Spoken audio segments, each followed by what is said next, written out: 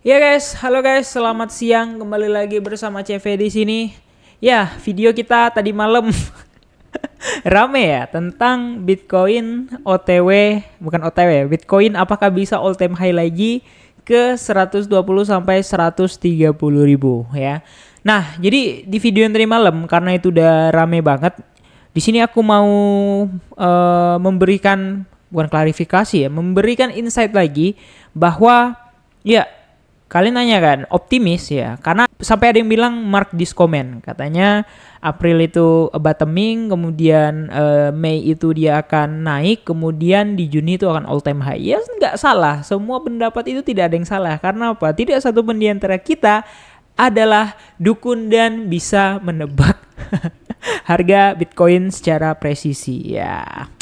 Aku sih bisa ya, maksudnya bisa bukan menebak, bisa menganalisa Bitcoin ini mau naik atau mau turun. Tapi tidak presisi guys, tidak tahu kapan timingnya, all time high-nya kemana.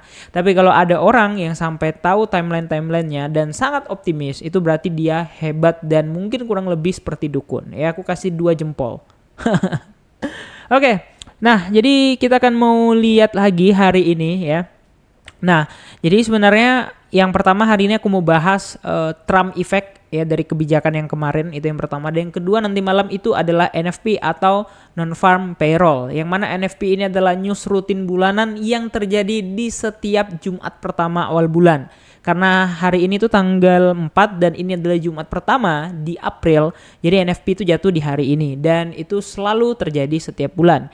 NFP itu apa bang? Non-farm payroll itu sebenarnya suatu indikator untuk melihat di US itu apakah ekonomi itu bertumbuh atau melambat kayak gitu. Kalau misalkan dari bulan lalu, ini mereka indikatornya per bulan ya. Jadi misalnya dari bulan lalu, misalnya lapangan pekerjaannya menurun ataupun mungkin gimana ya, ekonominya juga sedikit melambat, jadi NFP itu akan menurun datanya, nilainya itu akan menurun sehingga terjadinya pelemahan terhadap USD dan naiknya aset-aset beresiko.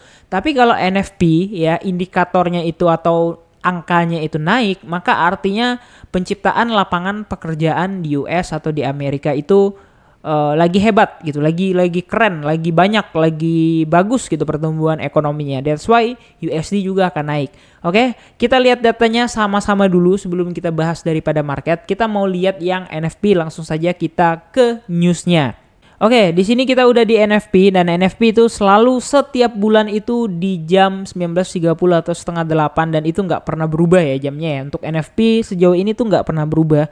Dan kalau kita lihat di sini ya previous atau yang kemarin ya, ini yang kemarin yang bulan lalu, tentunya di bulan Maret kemarin. Di bulan, berarti di bulan ini ya, di bulan Februari ya. Di Maret. Bentar.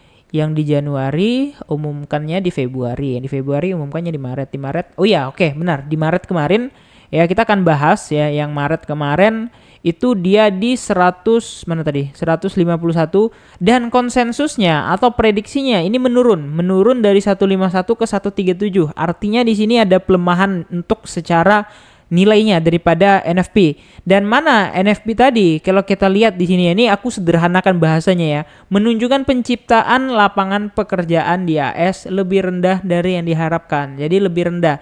Jadi diharapkan itu maksudnya ya pastinya harus lebih tinggi dong daripada bulan lalu. Contoh, bulan ini ada yang buka lapangan pekerjaan 10 ya, bulan depan masa turun harusnya lebih dong dari 10 gitu ya. Nah, itu logikanya, logika simpelnya. Dan kalau kita perhatikan di sini 137 angkanya, yang artinya secara forecast atau konsensus ya, itu menunjukkan arahnya adalah kepada bad for USD. Artinya apa? Artinya gold ya, artinya kripto ataupun aset beresiko lainnya akan naik ya. Paham ya sampai di sini ya. Nah, jadi itu dia. Nah, itu dari news nanti malam. Terus ada juga satu lagi di sini ada unemployment rate. Ya ini data gembel ya. Dan ini kalau kita lihat secara ini harusnya sih nggak bakal menjadi efek karena secara bulan lalu dan juga konsensusnya di sini sama. Ya paling volatile candle doang gitu. Oke. Nah, ini secara news. Kita lihat lagi secara liquidation heat map. Oke guys, tadi malam itu sempat terjadi liquidation heat map sempat terjadi sweep ya ke 81.000 ya ini ya, dan akhirnya udah diteken di sini dan akhirnya naik ya. Nah, secara analisa di sini aku udah memaparkan analisa aku ya, aku udah kasih long karena kemarin ngelong aku tuh disentil SL-nya baru dia naik. Ini kan agak sedikit kurang ajar ya. Dan ini udah hampir TP1 dan aku masih di zona longnya gitu. Nah, sekali lagi yang aku bilang sesuai dari kemarin, secara structure kita masih bullish, tidak ada yang berubah. Kalian tonton aja di sini dan di sini ya. Video ini udah aku jelasin semua. Kalau secara structure kita tidak ada yang berubah dan kita masih di bullish ya, sekali lagi ya, kita masih di structure bullish ya.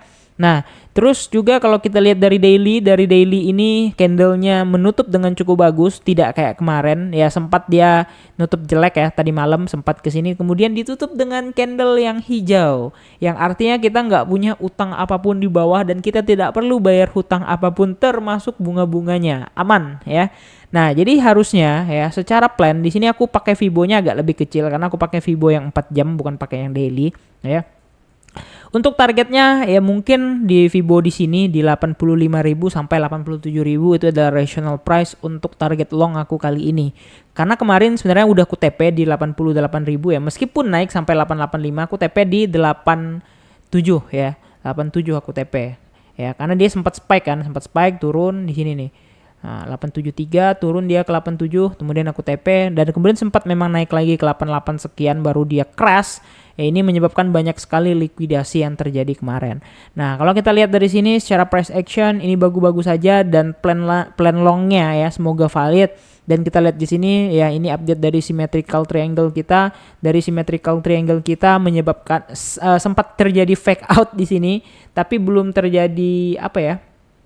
Belum kelihatan yang jeleknya seperti apa, tapi yang jelas secara symmetrical triangle membentuk pola yang cukup bagus dan memungkinkan atau possible untuk terjadinya breakout. Kalau misalnya terjadinya breakout sangat possible sekali di bulan Mei kita mulai Mei atau Juni ya, sesuai komentar kalian. Bulan Mei atau Juni kita bisa all time high. Gimana menurut kalian? Kira-kira gitu aja, jangan lupa untuk like dan subscribe. Makasih udah nonton video ini and see you next video. Bye bye.